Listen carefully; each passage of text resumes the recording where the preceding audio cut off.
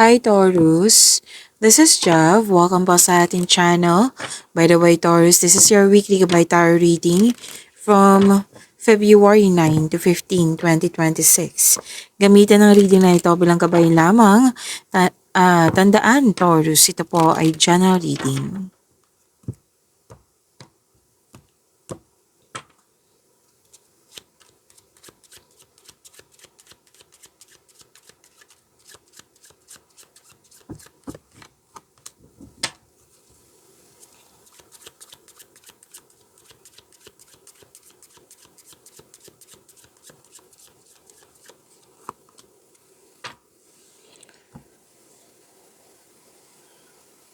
Taurus, may nakita ko dito transformation. Oo, may na-end tapos may papasok ka sa new beginning. Pwedeng may natapos, tumiwalag. Oo. At sabi din dito na may nagpaalam, saying goodbye. Oo, kumbaga nasabi dito, it's over. It's time to move on. Tapos sabi ng card na forget the past and move forward. Oo, move forward into a new direction.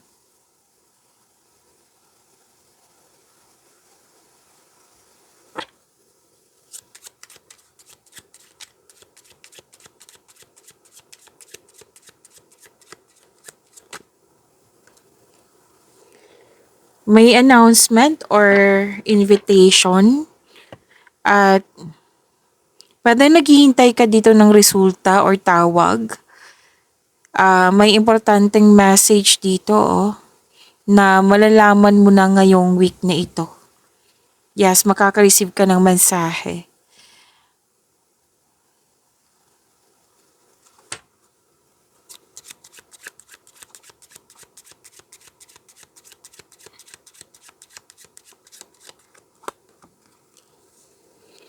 Okay, so pwede din na nagkaroon ng gain, profit, transactions, may nakita kong ganyan. May advantage na nangyari. Pwedeng increase sales din or trabaho or sweldo. Pwede din nakatanggap ka ng freebie, bonus. At business aspirations and professional goal andito po.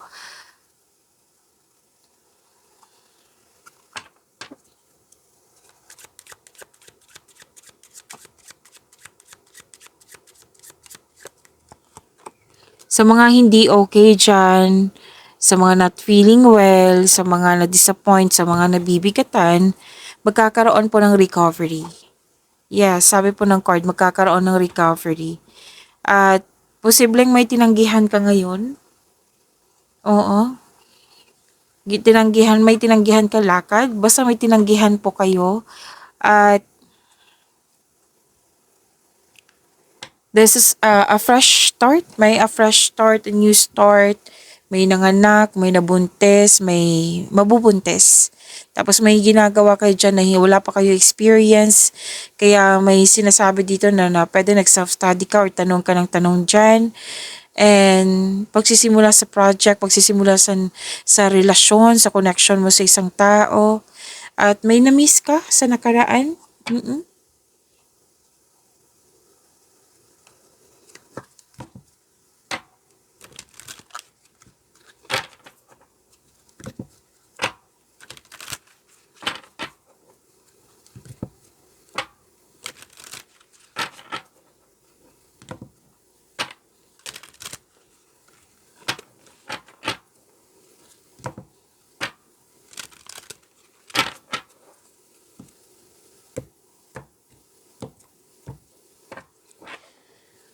Maraming salamat po sa mga hindi nag-skip ng ads. Subscribe na po kayo sa ating channel at click bell notification para updated po kayo sa bagong video natin. Para sa mga gusto magpa-reading po, comment po kayo ng personal reading and check my reply sa comment section.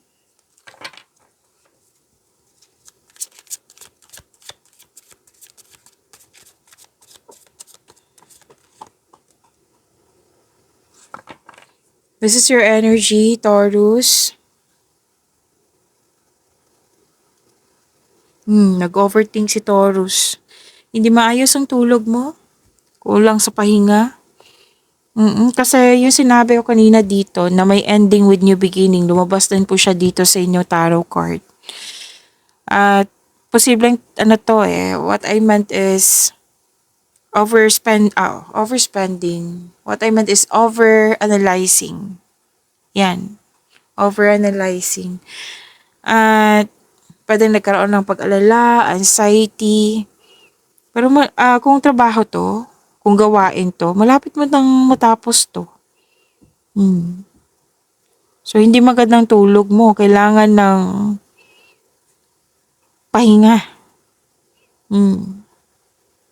So, kung hindi kaya, seek help. Kasi kung mag-ask ka ng help sa ibang tao, yan po ay tinutulungan mo yung sarili mo. 'Di ba? So, help yourself. Posibleng stress to or overthinking nga. Kailangan ng pahinga nito eh. Kailangan ng pahinga or me time para makapag-isip at makapagpahinga. So, unahin mo muna yung tamang tulog. Kung mayroon ka ng tamang tulog, makapag-isip ka ng maayos niyan eh. Kung kulang ka sa tulog, nako, mas lalo ka mabibigatan yan. Kung kailangan mo may kausap, then go ahead. Kung may trust issue ka sa ibang tao, mag-journal or mag-diary. Isulat mo yung mga nasa isip mo upang sa gayoy, maalis sa mga ito sa iyong isipan at mapunta sa pahina. Kumbaga, make change. Bigyan ng action. Huwag magkaroon ng stagnation like wala kang ginagawa. So, bigyan ng solusyon kung pwede po. How to stop overthinking? Time for reflection, mindfulness skills. Kung kaya mo na bigyan solusyon, then go ahead. Okay? Kung hindi kayo nagkasundo or nagkaroon kayo ng conflict sa isang tao, then communication is the key. Magkaroon ng schedule at mag-usap ng mahinahon. Pero una sa lahat, I suggest, pahinga muna kasi hindi talaga maayos yung tulog mo. Pagod yan, nakakadrain niya ng energy, lalo na yung overthinking, nakakadrain niya ng energy. So, pahinga muna, relax muna.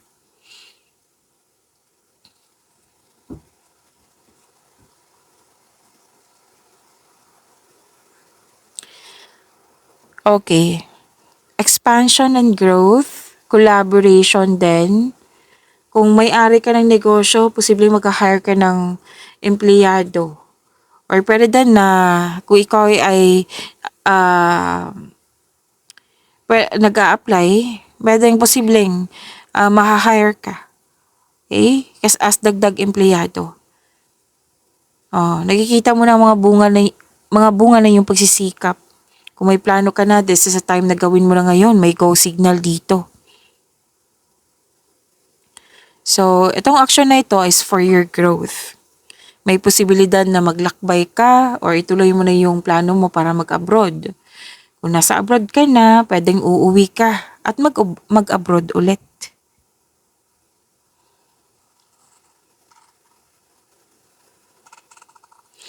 At may sabi dito na mag-a-attend ka ng group activity. Or pwede din magbakasyon ka, which is good. Kasi kailangan naman talaga magbakasyon, magpahinga, mag-relax.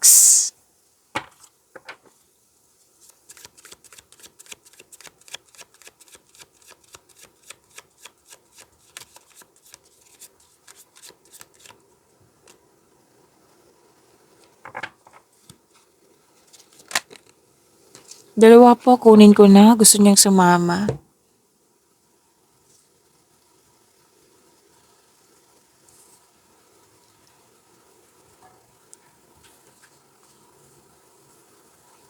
Sa career and money niyo po, Taurus, sabi po dito, nanindigan ka, very focus ka sa mga ginagawa nyo, sa layunin sa buhay.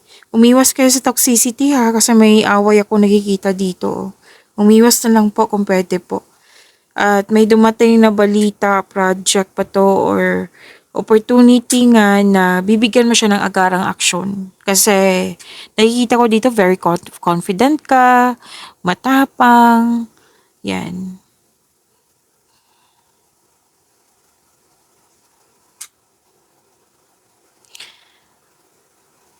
At sabi din dito na,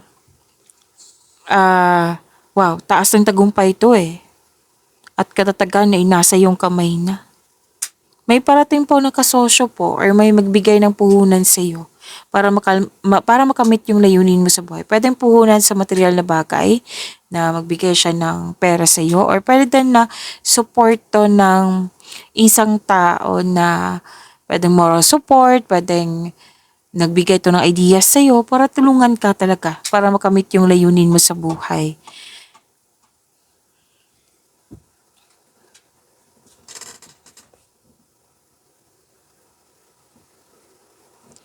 Okay. Taurus, sabi po dito na yayaman ka.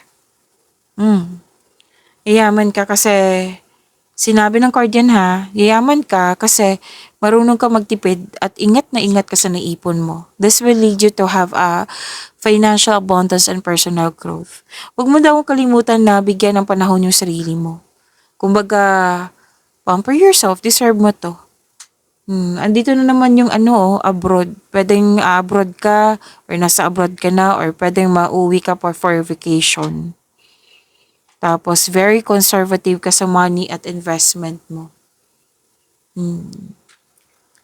You're saving money for the future. May may specific goal na gustong bilhin nga. Huwag mo daw kalimutan na magkaroon ng time for yourself. Okay?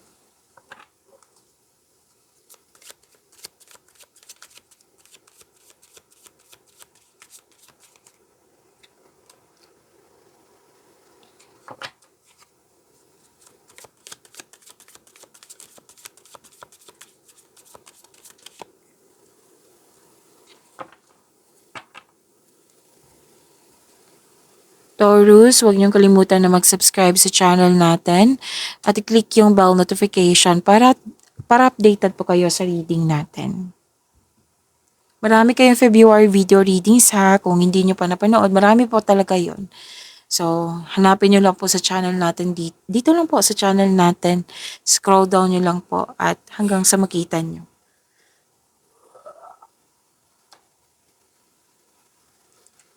Okay, Taurus, sabi po dito, maaring makatanggap ka ng balita na may buntis or wedding.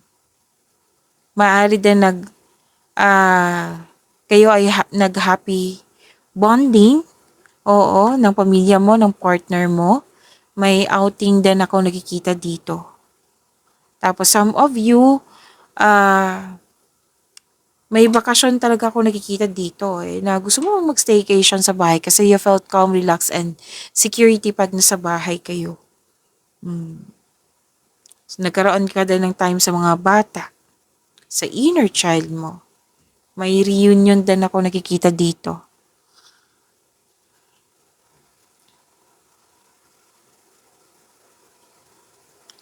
Sabi din dito na sa mga single, wag po daw kayo magmadali na magkaroon ng relasyon. Enjoy nyo muna kung nakilala mo siya, kung nakilala mo na siya, enjoy nyo po yung getting to know each other stage nyo. Tapos kung hinihintay mo pa siya, trust and have faith sa universe. Maging mapagpasensya po. Patuloy mo lang alagaan yung sarili mo habang hinihintay mo yung taong bigay ng tadhana sa iyo.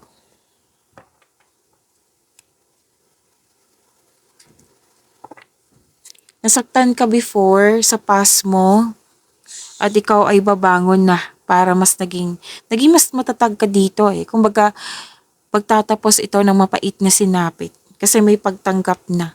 Naging matapang ka na, confident ka na, may acceptance na, may pag-let go na. May natutunan ka na sa nakaraan.